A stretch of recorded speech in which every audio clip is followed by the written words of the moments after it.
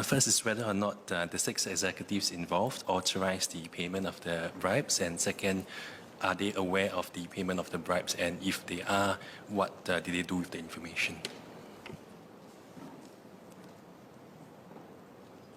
The short answer is I don't know. I don't know because I did not conduct the investigations. And what I do understand from the investigations is that CPIB says that the 6 have not made any admissions. The CPIB had conducted as thorough an investigation as it could with the information and powers that it possessed. It turned all the stones it could and assessed the evidence together with the AGC. They concluded that they could not sustain any charges in court. The conduct had taken place overseas. Key witnesses are not available. Key documents are also not available. We got some information from Brazil, but it was not adequate to mount any criminal charge. There were no admissions which could be relied upon to cross the evidentiary requirements. The documents between the US authorities and KOM and the DPA also do not meet the evidentiary requirements. They go some way, but they don't cross the threshold in respect of those who are being investigated. The CPIB, for good reasons, has the reputation for being able to ferret out the truth.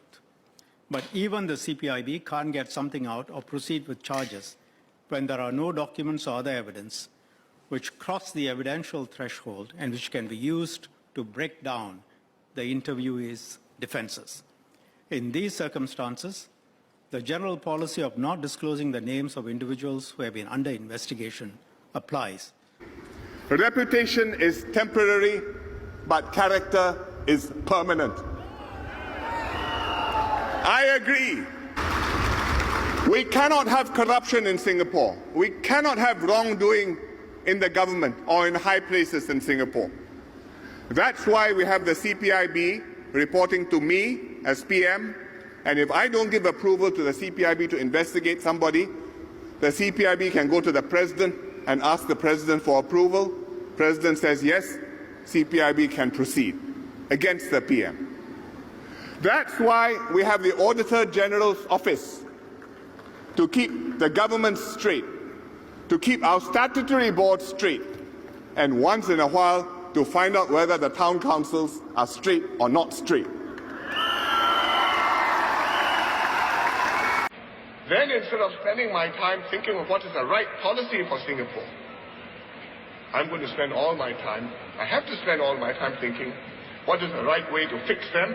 What's the right way to buy my own supporters over?